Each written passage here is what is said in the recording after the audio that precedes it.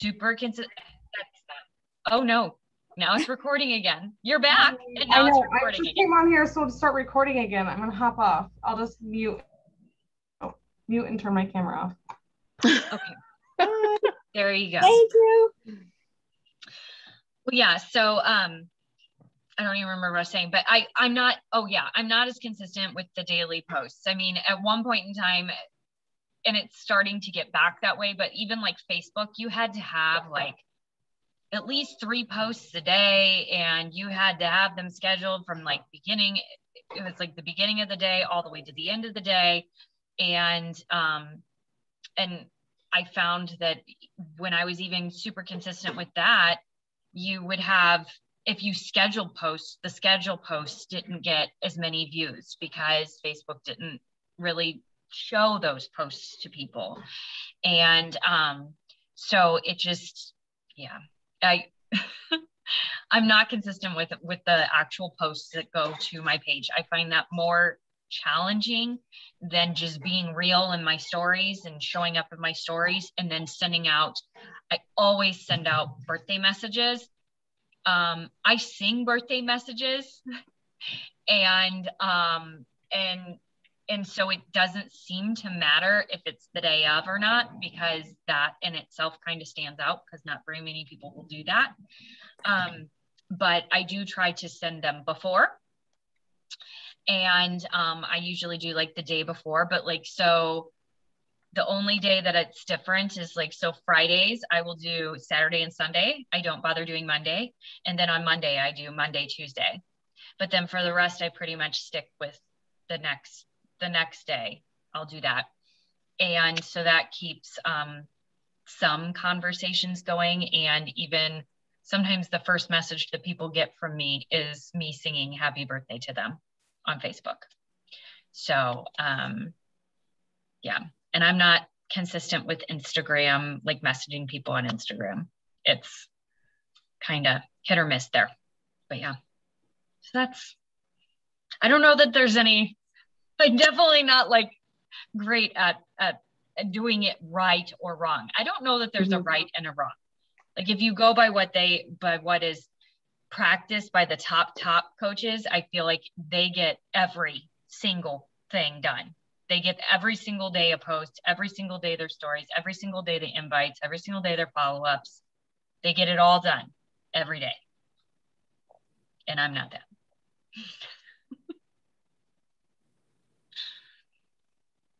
I think you have to find what works for you and your personality and who you are and who your team is and the type of customers you're looking for. You know, I actually had a gal reach out and she's like, oh, what's your coaching ID? And for the first time ever, I'm like, not really sure I want to give her my coaching ID because I'm not really sure that she's maybe the type of person that I want on my team, really. Why did she need it? She wants to switch to me as her coach. And there's a whole backstory of, you know, a lot of other questions and things that have gone on in our conversation beforehand. But, you know, a lot of coaches talk about finding your tribe and your people and, and you know, these are your friends and these are your people that you want to hang out with. And that was what made me think like, maybe I really don't want this, you know, person in my tribe or want to encourage this relationship with this particular person. So it's interesting that I had gotten to that point, whereas before I would have said, oh yeah, let's go with it. Let's, you know, roll with it.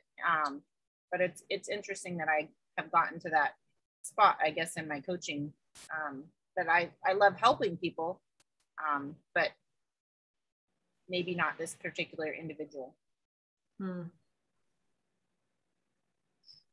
That's really inspiring, Lily. That must be really hard. Like I think that's an awesome step.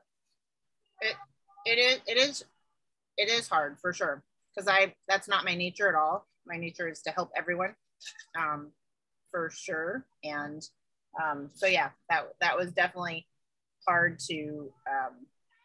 It's so important, right? Because one person can take a lot of your time, one person can also pull a lot of other people off track, right? Like, I think I would really struggle with that, but it's really true. Like, and I wouldn't have said that like 5 years ago, but after seeing how things developed and having relationships, sorry, my cat is,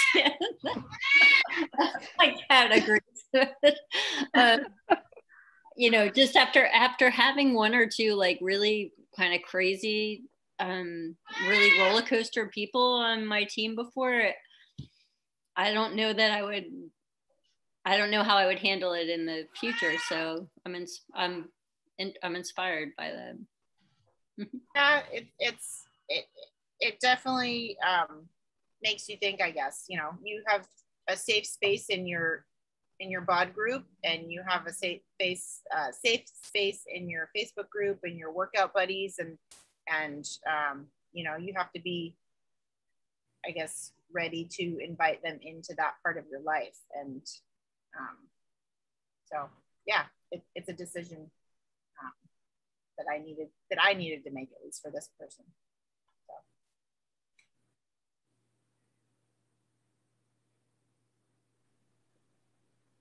I totally agree with that. And I can relate to that. Like, I have clients that kind of are similar. And, you know, like, it's like, I just have to keep them at like arm's length almost. Like, you can only do so much for some people, and they have to want it. Like, they have to want to do this and that, and then to be a part of the community. And yeah. And sometimes it can bring the rest of the community down.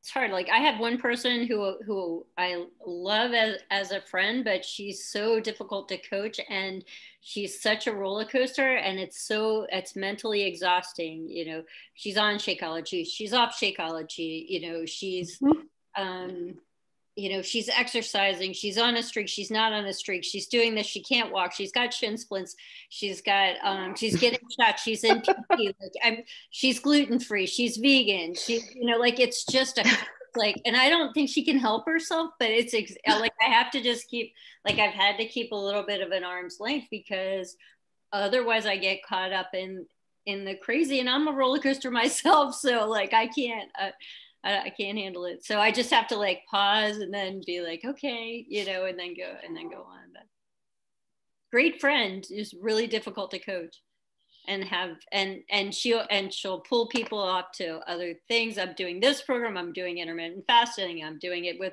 somebody else, I'm doing this with Weight Watchers. It doesn't matter. Like, you know, it's just, I'm doing keto, I'm doing Whole30, I'm doing like, it's hard. But she's great. I love her. I just don't like to coach her.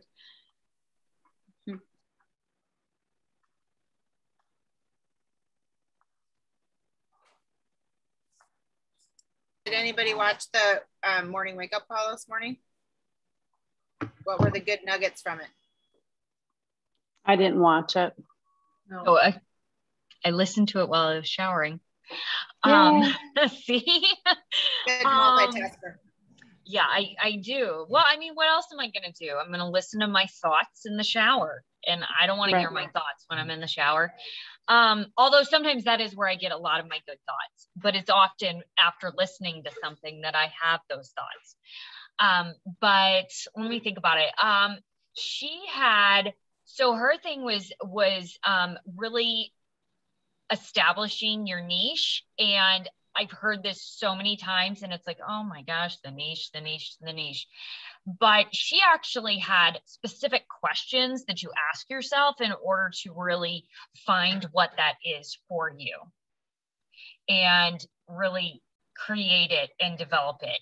And so that's what I really liked about it, because I can't even tell you like how many times I've tried to come up with my niche. And, you know, I feel like every season, it's almost like I have a different niche. And maybe it's because I've been here forever, 11 years. So it's like I've gone through so many seasons in my life that it's like, I feel like I'm constantly really reinventing where I am in my journey. So, but the way that she said it, I liked it. I liked how she broke it apart and then kind of got you to create who you're speaking to, because obviously if you're being very generic, like, oh, you know, I joined, her example was she joined this basically 21-day fix group, and she had great results and she felt so much better, and, you know, join me, which is very generic and very not, like, it's not very motivating in reality, unless you have some like amazing picture, and then it's really the picture that's motivating you, not the words and not who she's speaking to. And then she transitioned that to really focusing on how, for her, she was always thin, and people would say to her that she needed to eat some fries and, you know, a cheeseburger, and she needed to, you know, just do things to gain weight, and that she never needed to worry about her nutrition or anything like that. And so she spoke to that like point and that type of person. And then how she shifted her mindset around. And so I found that very interesting, how she transitioned it and shared the difference in it, like the difference in her actual post. So I highly recommend listening if you struggle with who are you actually speaking to, because that'll give you, you know, some help. I'm going to re-listen to that portion again and like kind of do it myself. I have a feeling I'm still going to struggle a little bit because I just don't have one group of people that I want to talk to. But yeah, there were multiples. So I will definitely listen to that. I'll definitely listen to that. Yeah. I know she's from a little tiny town in Washington. Yes. Oh, really? Yes. Yeah. Mm-hmm. Yeah. Yeah. Yeah. And oh, I know the other thing is she does follow coaches, but she does not follow, she's like, at first I was following like every coach, and which I've heard people actually say, don't follow any coaches. Mm-hmm.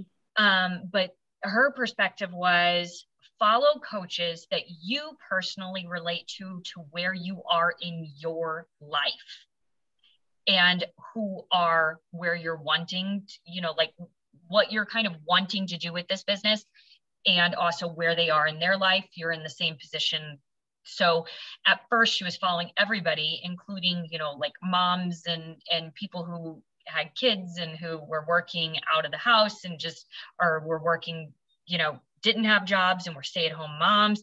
And she was a newly like graduated college student and, you know, didn't have a family, was living at home. And so she transitioned, like she narrowed down the amount of coaches that she was actually following to just ones that were within her basic demographic and, you know, where she was in her life, to inspire her to be able to do what she wanted.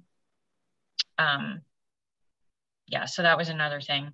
And she listened to all past national wake-up calls to get motivation and inspiration from people's where they were and where they went to.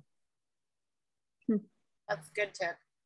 That is a good tip. So many motivational, you know, on the Champions page, there's so many to listen to. You can always find something to watch, or I know I posted Julie's YouTube channel before, because she's super motivating to me, and I just love her power hours. So I know that I posted the link before for her power hours and stuff. So I always, if I have a couple minutes, I always try to pop one of hers in. I don't know, she's motivating. So definitely find your people that are motivating to you. I agree with that for sure.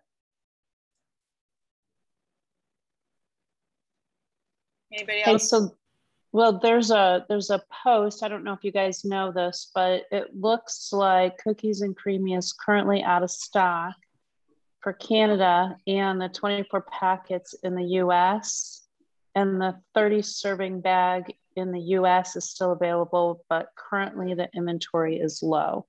So I don't know if you guys saw that. Right. It's completely out in Canada, both. Yeah. All they have left is the bags in the US. Yeah. Which mine So, ships tomorrow. Does it? Yes, I saw that and I immediately went and made sure that mine was shipping That out. yours is I'm like, shipping. I am not waiting. I was going to bump it up to today, but you can't. You actually have to bump it up to the next day. So it was already set to go. Oh, you're lucky. So it's FAQ 8686 if anybody needs that information.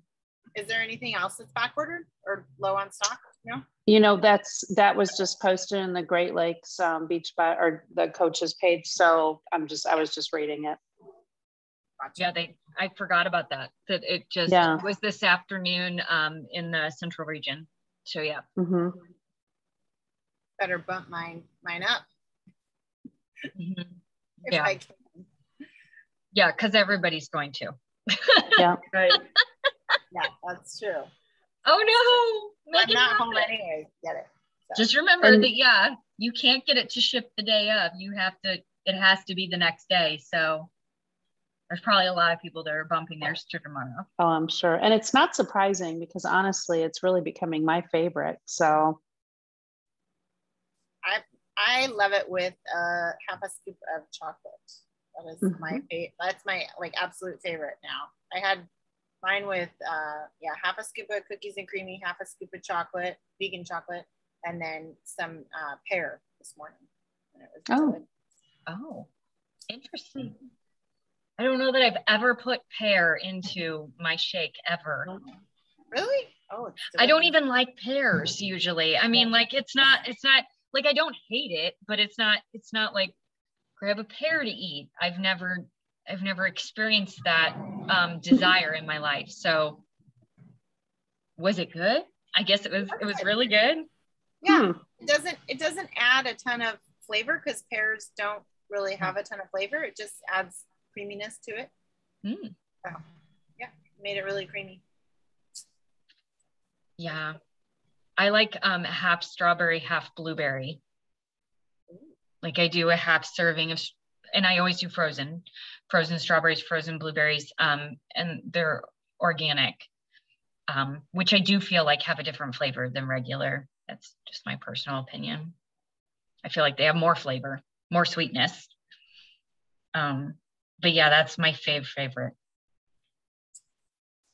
With the half cookies and creamy, half chocolate. Gotcha.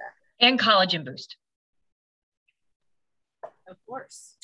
I've been adding one chocolate graham cracker to the cookies and creamy. And that's like my morning breakfast / treat, like sweetness for the day. It actually tastes like a cookies and cream shake. So, and it's still within my container count, especially since I bumped up. So, if anybody if you bump it up, yeah, try it at least once. I mean, even if you don't bump up, just try it. You're not gonna throw yourself off by one graham cracker, especially if it's like every now and then. You're like, oh, I need a sweet treat. Okay, I'll just do this one. It does taste like a cookies and cream shake, especially if you add a frozen half banana. And I'll do a frozen half banana, frozen cauliflower, my shake, almond milk, and my collagen boost. It makes it really creamy. If I want it extra creamy, like a really thick milkshake, I'll do a couple ice cubes and then my graham cracker. My best one yet. So that's a really good one. You can make it be like ice cream, but it's still healthy. So I've bought graham crackers and I keep forgetting to add them to my shakes, and now I gotta try that tomorrow. Yeah, I've made it really thick where I've had to use a spoon to drink it, which is totally fine because then I'm thinking, oh, I could put this in a bowl and put it in the freezer, and there's my ice cream for the night. So, but I don't drink my shake at night anyways, but you get the point. Be a good treat late at night for people that don't want to have something bad for them. Yeah, you still get your veggies, You still get everything you need. It's just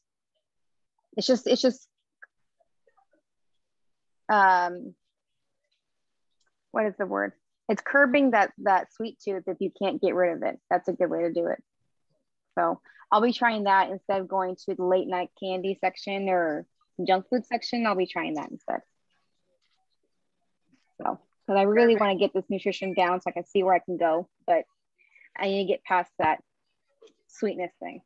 So I've always leaned on my Shakeology as my tool to get rid of cravings. I've done that ever since I started Shakeology. I would have a second one or a half of one, and it really does make the difference. If you can keep the other stuff out and just replace it with Shakeology, it eventually does make it so that it takes the crave to have that. Then you end up starting to crave whatever that treat is that you've replaced with Shakeology. Then you want that all the time, which is where I'm at.